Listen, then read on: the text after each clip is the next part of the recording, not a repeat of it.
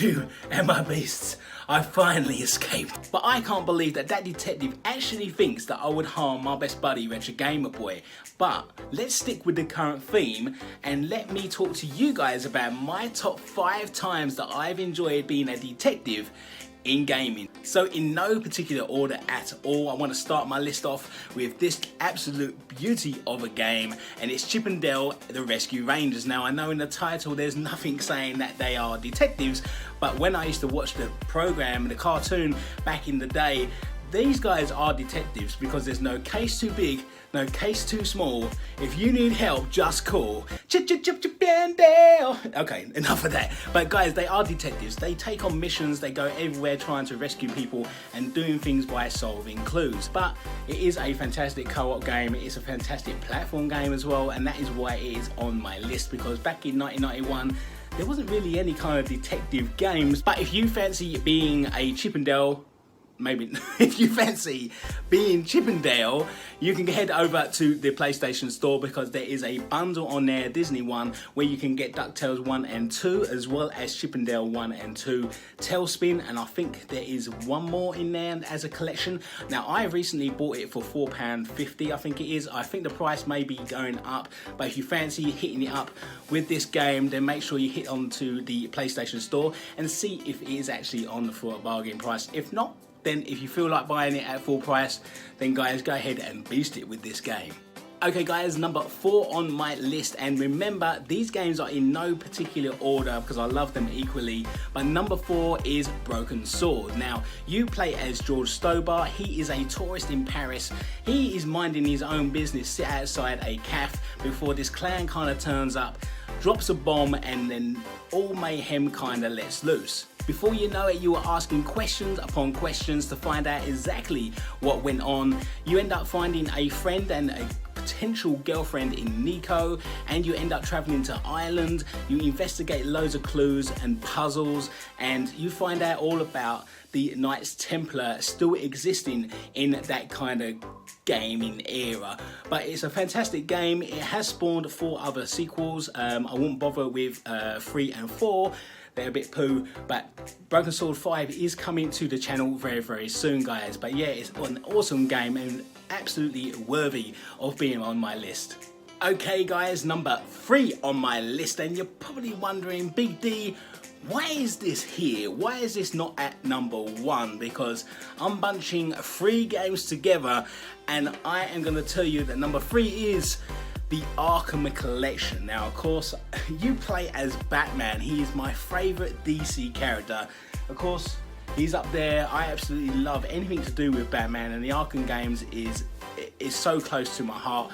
But the reason why I put it at number 3 is because I think that number 1 and 2, they kind of touch on the realism of life, and Batman obviously isn't real. If he was, then obviously I'll be Batman.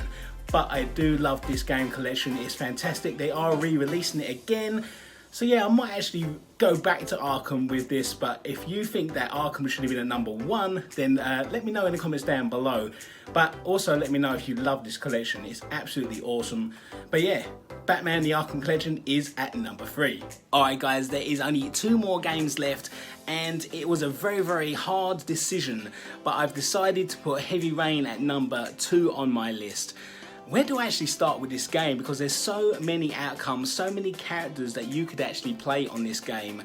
But you end up having to try and find who the origami killer is. Now, depending what path you take throughout the game and what decisions you make actually determines what ending you actually see. Now, there are 17 endings within Heavy Rain. Now, if you've got the hours to actually put into this, then I guarantee you some awesome gameplay. I platinumed this twice. My first time I platinumed it, I literally just done it before my PlayStation 3 bricked and had the red light of death, and then it had a secret update so that you could actually use the PlayStation Move wand to actually finish it. It had a few extra trophies, so I actually platinumed it again when I got my new PlayStation 3.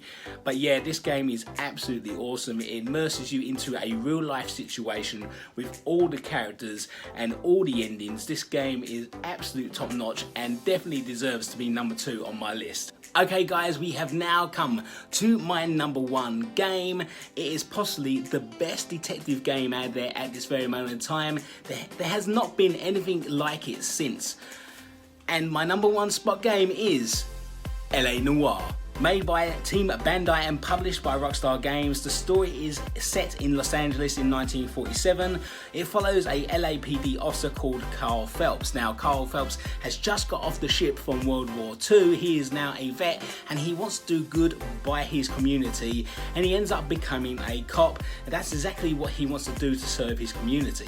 He becomes a detective very quick after solving a murder that no one else could solve. He is pushed straight up into detective. This game has it all. You have to go and find clues at a murder scene, or if it's a traffic accident scene, you have to piece everything together to try and get some people as suspects. You have to go and chase people on foot. You have to chase them in your car. Be honest with you guys, this game is top-notch detective work as a game, and it fully immerses you into being that guy, Carl Phelps, as a detective while playing this game.